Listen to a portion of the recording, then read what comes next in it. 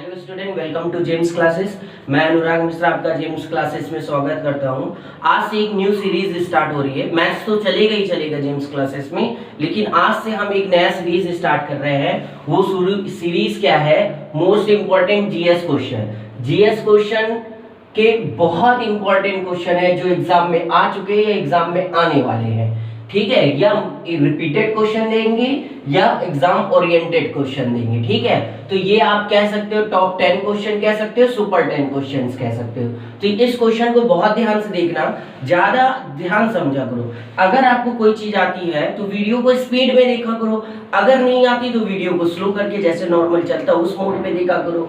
तो ये क्वेश्चन आपके लिए बहुत इंपॉर्टेंट है। आता है तो आप जल्दी जल्दी बताओ और नहीं आता है तो सुनते चलो। ठीक है, तो जिससे अब हम क्या करेंगे कि आपका जीएस स्ट्रॉन्ग करवा देंगे। डेली टॉप 10 क्वेश्चन देंगे तो 10 दिन में 100 क्वेश्चन, 30 दिन में 300 क्वेश्चन। और 300 क्वेश्चन जब आने लगेगा तो आपको खुद समझ में आने लगेगा कि हमारी प्रिपरेशन अच्छी चल रही। ठीक है, और वीडियो को लाइक शेयर सब्सक्राइब करना ना भूला करिए, बार बार आपसे रिक्वेस्ट करते हैं। ठीक, तो पहला क्वेश्चन क्या है? पहला क्वेश्चन आपकी स्क्रीन पे है। पहला क्वेश्चन क्या है? सौर प्रणाली का आविष्कार किसने किया? अब क्वेश्चन क्या कह रहा है? सौर प्रणाली मतलब सोलर सिस्टम का आविष्कार किसने किया? तो सोलर सिस्टम का आविष्कार किसने किया? सबसे पहले निकलता है कॉपरनिकस ने। ठीक है, फर्स्ट का क्या है? सी, कॉपरनिकस। अब ये कॉपरनिकस क्या है? कॉपरनिकस ने क्या दिया है? ग्रह संबंधित नियम भी दिया है, कॉपरनिकस का रूल भी दिया है। तो कभी कभी क्वेश्चन ये आ जाएगा सोलर सिस्टम का आविष्कार किसने किया, तो बता दिए कॉपरनिकस ने। ग्रह संबंधित नियम किसने दिया? कॉपरनिकस ने दिया। तो ये फर्स्ट क्वेश्चन था। इसके बाद नेक्स्ट क्वेश्चन सेकंड क्या कह रहा है? तारा क्यों टिमटिमाते हैं? अब देखो, तारे का टिमटिमाने का कारण क्या है? तारा क्यों टिमटिमाते हैं? तारे का टिमटिमाने का कारण क्या है? अपवर्तन के कारण। किस लिए टिमटिमाता है? अपवर्तन के कारण। तो इसका ऑप्शन क्या हो जाएगा? सेकंड का बी। सेकंड का बी ऑप्शन सही हो जाएगा। अब एक चीज ध्यान रखना है, आप लोग अपनी कॉपी में एक चीज लिख लेना, अपवर्तन, ठीक है, परावर्तन, विवर्तन और प्रकीर्णन। ठीक है, इतनी चीज ध्यान रखना। और प्रकीर्णन, ये सारे चीज के कहीं से भी बुक से देख देख के सर्च करके सारे एग्जाम्पल लिख लो। इसमें से एक क्वेश्चन एग्जाम में जरूर आ जाता है। जैसे तारे का टिमटिमाना किसमें था? अपवर्तन में था, तो इसलिए अपवर्तन का ढूंढ ढूंढ के एग्जाम्पल लिख लो, परावर्तन का ढूंढ ढूंढ के एग्जाम्पल लिख लो, प्रकीर्णन का ढूंढ ढूंढ के एग्जाम्पल सर्च करके एग्जाम्पल लिख लो, विवर्तन का सर्च करके एग्जाम्पल लिख लो। इससे क्या होगा? एक जगह आपका विवर्तन, अपवर्तन, परावर्तन, प्रकीर्णन के एग्जाम्पल रहेगा और आप एक बार रिवाइज कर लो कि एग्जाम में उन्हीं में से आना है और टिक लगा दोगे आप। इसके बाद नेक्स्ट क्वेश्चन क्या कह रहा है? Third question. थर्ड क्वेश्चन ये बोल रहा है चमगादड़ में पाया जाता है। आप देखो, चमगादड़ जो चलते हैं, चमगादड़ कैसे चलते हैं जरा ये बताओ। चमगादड़ जब चलते हैं तो वो अपने अंदर से साउंड वेव को क्या करते हैं? प्रोड्यूस करते हैं। अपने अंदर से एक साउंड वेव निकालते हैं। कौन सी साउंड वेव निकालते हैं? पराश्रव्य, अल्ट्रासोनिक साउंड। तो इसका ऑप्शन क्या हो जाएगा? थर्ड का। थर्ड का क्या ऑप्शन हो जाएगा? ए। थर्ड का ए, मतलब चमगादड़ कौन सी रेज निकालते हैं, कौन सी वेव निकालते हैं? तो क्या बोलते हैं? थर्ड का ए, पराश्रव्य ध्वनि। पराश्रव्य ध्वनि, जिससे उनको पता चलता है कि हमारे रास्ते में कोई सामान है कि नहीं। अगर वो ध्वनि लौट के आ जाती तो उनको मालूम हो जाता है कि ये रास्ता बंद है, बगल से फिर जाते हैं। तो इसलिए वो पराश्रव्य ध्वनि निकाल निकाल के आगे चलते हैं। नेक्स्ट क्वेश्चन क्या कह रहा है? फोर्थ, प्राथमिक या बुनियादी रंग है।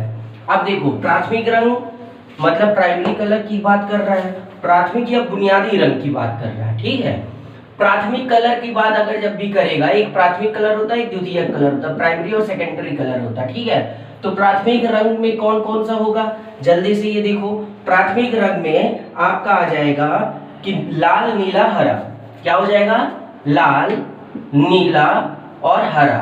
नीला और हरा। अब ये ध्यान रखना, ज्यादातर बच्चे भूल जाते हैं, ज्यादातर बच्चे क्या हो जाते हैं? भूल जाते हैं। ये फोर्थ का बी ऑप्शन है। ज्यादातर बच्चे भूल जाते हैं कि सर कैसे याद रखे इसको। तो देखो, अब लाल रेड हो गया, नीला, नीला क्या होता है? ब्लू हो गया। ठीक है, हरा मतलब ग्रीन हो गया।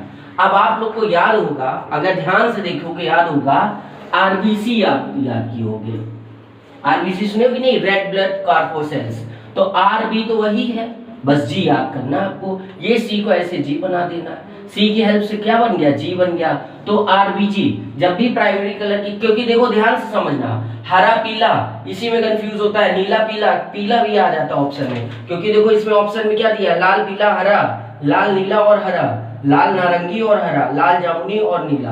तो ये ऑप्शन को क्या होता है, कंफ्यूज कर देता है। मालूम तो रहता है, मालूम तो ऑप्शन रहता है, लेकिन क्या होता है एग्जाम में कंफ्यूजन हो जाता है। तो प्राथमिक कलर क्या है, RBG, red, blue and green. इतनी बात समझ में आई। इसके बाद नेक्स्ट क्वेश्चन, फिफ्थ क्वेश्चन क्या कह रहा है, फिफ्थ क्वेश्चन बोल रहा है वाहन के टायर किस लिए अच्छी प्रकार से फुलाए जाते हैं। अब क्या कहना चाह रहा है ये बोलना चाह रहा है कि जो वाहन हवा अगर ज्यादा रहती है, ध्यान समझना, किसी भी बॉडी में, बॉडी मतलब टायर में हवा ज्यादा रहती है तो वो बड़ी स्मूथली चलती है, और हवा कम रहती है तो क्या कहती है, उसका वेट, साइकिल हो या कार हो या ट्रक हो, उसका वेट दब जाता है, टायर दब जाता है, तो गाड़ी, साइकिल हो या ट्रक हो, क्या भी हो, थोड़ा गाढ़ा चलने लगता है। तो इसका ऑप्शन क्या रहेगा, फिफ्थ का ऑप्शन क्या रहेगा, फिसलन से बचने तथा न्यूनतम घर्षण के लिए।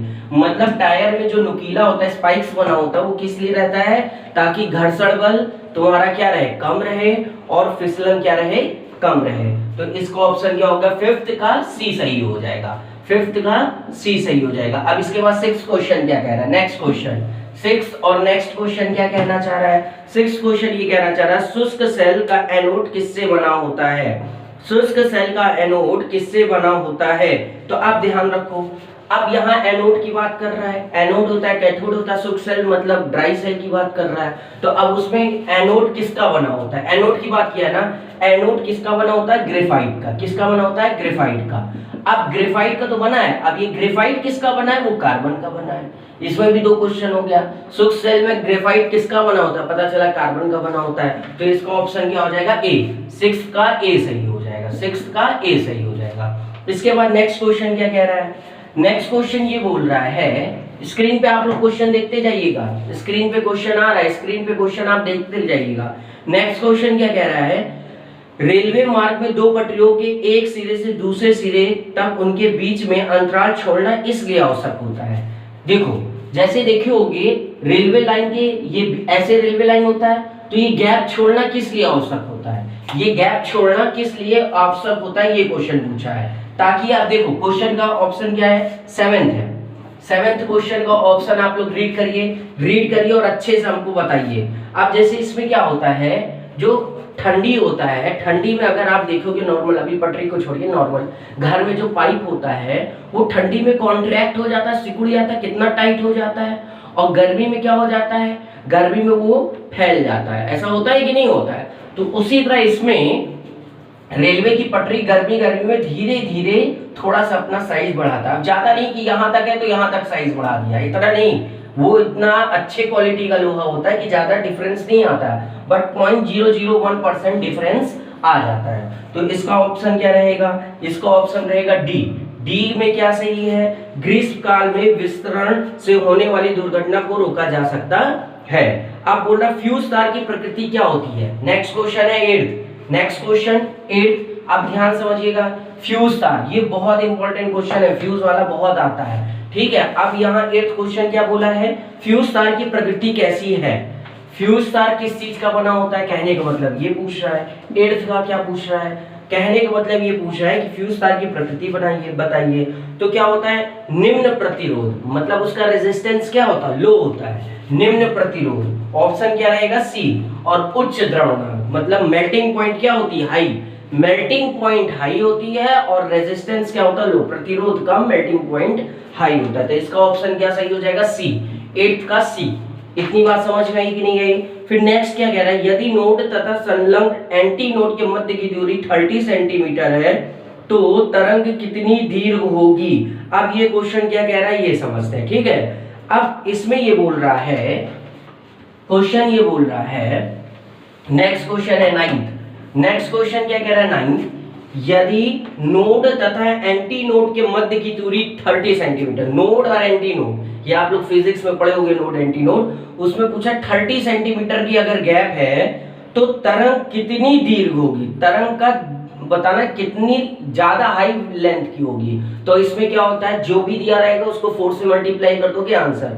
अगर इसमें 30 दिया तो 30 को 4 से मल्टीप्लाई कर दिए 120, तो 120 सेंटीमीटर इसका आंसर हो जाएगा। 120 सेंटीमीटर इसका क्या हो जाएगा आंसर, मतलब ऑप्शन सी सही हो जाएगा, 9 का सी सही हो जाएगा। इसके बाद नेक्स्ट और लास्ट क्वेश्चन क्या कह रहा है, तरल पदार्थ का घनत्व गर्म करने पर कोई भी लिक्विड हो, नेक्स्ट क्वेश्चन 10th की बात कर रहा है, कोई भी लिक्विड हो, अब उसमें क्या कह रहा है, अगर उसको गर्म कर दिया जाए तो उसका घनत्व क्या होगा, बढ़ेगा कि घटेगा। अब एक चीज हमेशा ध्यान रखिएगा, कोई भी जिसकी डेंसिटी हाई है, अगर उसको हम गर्म करेंगे तो उसकी डेंसिटी क्या हो जाएगी, लो।